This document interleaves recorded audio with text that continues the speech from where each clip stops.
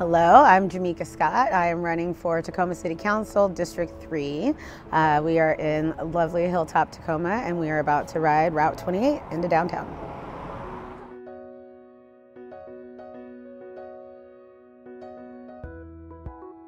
Yeah, I feel like we have a lot, but we have a lot of people who are walkers in the district, a lot of people who are, would like to ride their bikes more, especially because through the south end and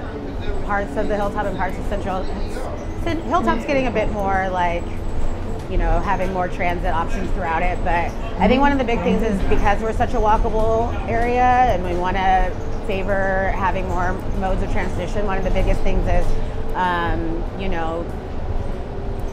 there's not a lot of bike lanes. There's not a lot of, one of the folks that I talk to often, Matisse, who owns Matisse Beauty Supply in the district in Central Tacoma, and she uses a wheelchair, and she's very good at highlighting and pointing out a lot of the ways in which our infrastructure, even with new developments, is just not made for people who aren't, either in a car or, and as much as things aren't great for people who are walking, it's even worse for somebody who's differently abled. So I would say that making sure that we have actual safe modes to have people and cars and people who are in non-car type moving apparatuses be able to do so safely and do so easily without having to seriously readjust their route, or in Matisse's case, she's actually been stranded in places because her wheelchair can't go over certain types of ground. So I think that's especially as we're looking to get more people out of their cars, that's one of our biggest issues.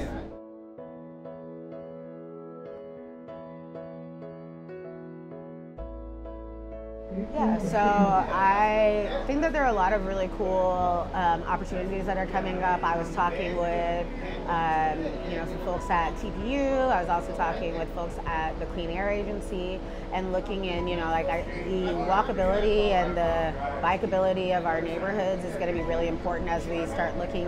continue to look at how we are keeping our climate and environment in focus. So I think there's some really cool ways to be able to partner with various organizations, agencies that are doing the work already to look at how we impact the agency, but we can use that to talk about traffic and what we, looking at how do we make streets more walkable, how do we actually make it more appealing and more easy and just more, not necessarily giving people dollars, but in a sense incentivizing them to want to walk, to want to ride bikes, and then really shifting our focus to that type of transportation, that type of safety, and really, so I think it's going to be a mix of educating the community and changing our culture to benefit pedestrians, benefit mobility, benefit walkability, and look at how we're partnering that with moving away from car-focused communities. And so I think as we're doing that, there's a neighborhood in New York that during the pandemic they cut off traffic to one of their really busy main streets, and during the day, vendors could come in. It was more walkable. The businesses on that little area were getting more business. The vendors were getting a lot of business. There were a shortage of cars going through the neighborhood, and it wasn't the whole day. So I think if we look at how we can reduce car traffic in places, especially during daytime hours that have heavy foot traffic. I know it'll be hard to really have infrastructure where we're completely changing our roads immediately, because obviously we still have cars, obviously we still have to make way for that. But finding ways in which that we can be a little bit more collaborative and a little bit more balanced in how we're using our streets and how we're looking at that. So I would love to be able to look into different ways of how throughout the day, whether that's on a downtown street in Proctor, on 6th Ave, how we can really start to prioritize spaces that are usually for cars and prioritize those for the people that would normally be driving those cars, but are instead walking, and the folks that are already walking and already having to deal with being nervous about cars. I love that we're lowering the speed limits and things like that, but I think it's going to take a lot more culture shifts to really help people like understand that those speed limit changes aren't just to be a nuisance, that there's actually a reason behind them, and we're moving towards something bigger and better for the whole community.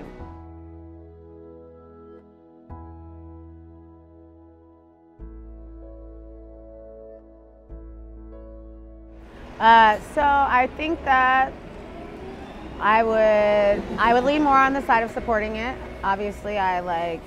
know that people don't like to have more taxes, and especially,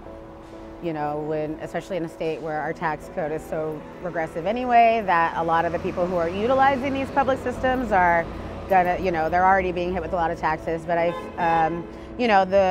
would lean more towards supporting it. And I would definitely, you know, I want to talk with folks in the district and make sure that they would understand the reasons for it. But, and, you know, any thoughts and concerns they might have, to make sure that I'm asking the right questions of like Pierce Transit, of what folks could be expecting with it. But, you know, I would support it specifically because we need to bring more frequent routes. We need extensions in time. We need it, like, so. It's sometimes hard to balance that desire to make sure to not raise the taxes for us locally or at the state level anymore, but we also have to balance that with the fact that we really, really, really need more increased transportation options, and we need them to be more regularly available and more frequently available. So, yeah, I'd be on the side of supporting it most likely, more likely than not.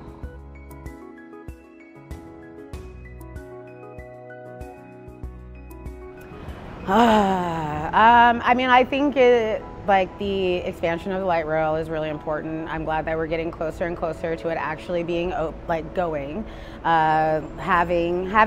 you know, something that goes down MLK regularly, consistently, is going to be really good. And I'm excited for that to continue to expand. I'm sad that like the rapid transit program has kind of been paused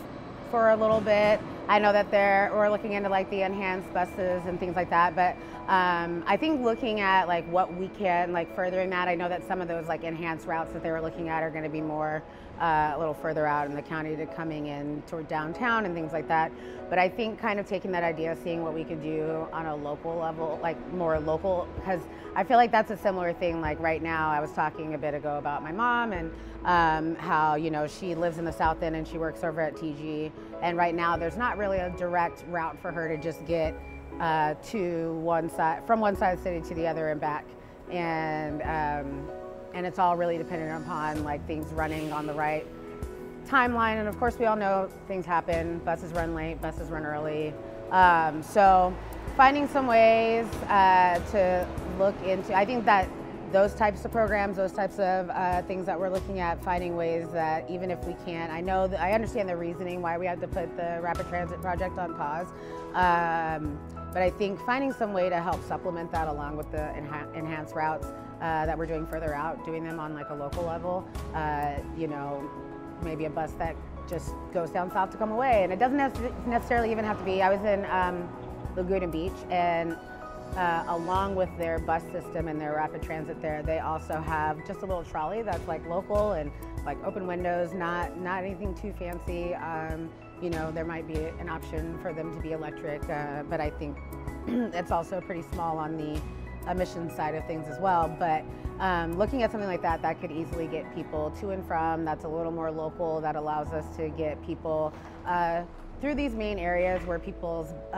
you know, doctor's appointments are, schools are, grocery stores, and all those other important appointments and obligations that people are having to make.